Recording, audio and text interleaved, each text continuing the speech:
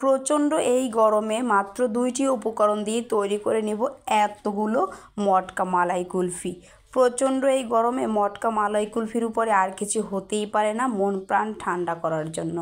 আসসালামু আলাইকুম, welcome to Maryam mini kitchen বা ফেসবুক পেজ আমার পরিবার।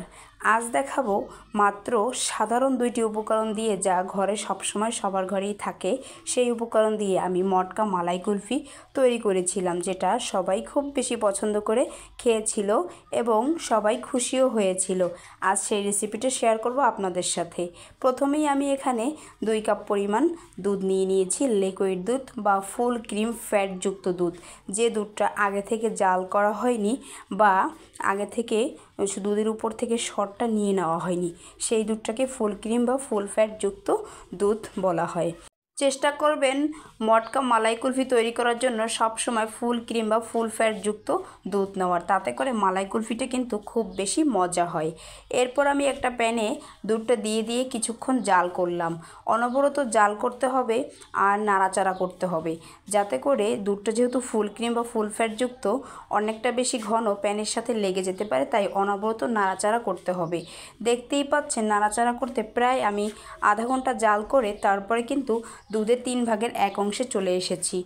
প্রায় দুধের কালারটাও কিন্তু কিছুটা পরিবর্তন হয়েছে। এরই মধ্যে দুধগুলো জাল করার সাথে সাথে দুধের সরগুলো বা মালাইগুলো প্যানের সাথে যতবারই লেগেছিল আমি কিন্তু ততবারই চামচের সাহায্যে নামিয়ে দিয়েছি। এতে করে দুধটা খুব তাড়াতাড়ি ঘন হয়ে যাবে বা খুব তাড়াতাড়ি মালাইতে পরিণত হয়ে যাবে, বা দুধের কালারটাও কিন্তু একদম চেঞ্জ হয়ে যাবে।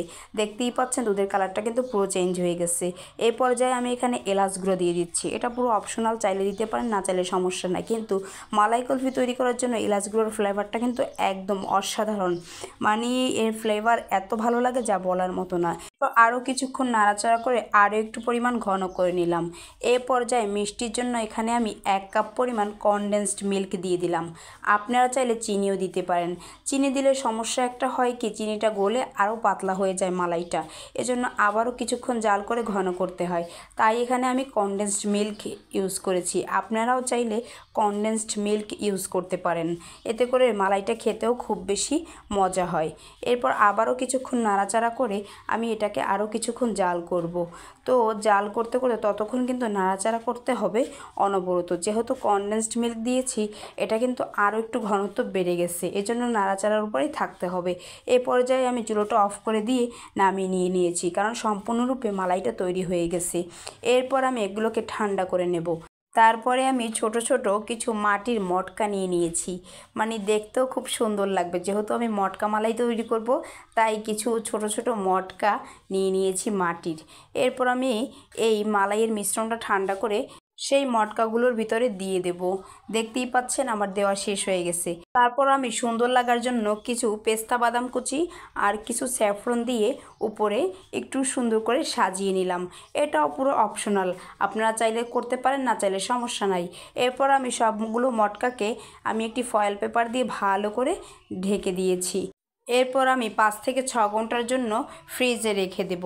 আপনারা চাইলে আরও লং টাইম রাখতে পারেন, এতে করে জমাটটা ভালো করে বাঁধবে। 5 থেকে 6 ঘন্টা পর ফিরে চলে এসেছি। দেখতেই পাচ্ছেন কত সুন্দর একটা মটকা মালাই আইসক্রিম তৈরি হয়ে গেছে। এই গরমে এরকম মটকা মালাই আইসক্রিম এর স্বাদ যদি একবার নিতে পারেন, তাহলে আর কখনোই বাজার থেকে বা দোকান থেকে কিনে খাবেন না। এত তাড়াতাড়ি বা এত সহজে এটা তৈরি করা যায়, যা একবার দেখলে বারবারই তৈরি করে খাবেন। আর যখন তৈরি করবেন তখন একটু বেশি করেই তৈরি করবেন, কারণ ছোট থেকে বড় সবারই খুব বেশি প্রিয়। এটা একবার খেলে বারবার খেতে মনে চাইবে সবগুলোই নিজে একাই খেয়ে ফেলি। তাহলে আশা করি আজকের রেসিপিটা আপনাদের কাছে ভালো লেগেছে, সহজও লেগেছে এবং আপনাদের কাজেও আসবে। সবাই ভালো থাকবেন, সুস্থ থাকবেন। দেখা হবে নেক্সট ভিডিওতে। আল্লাহ হাফেজ।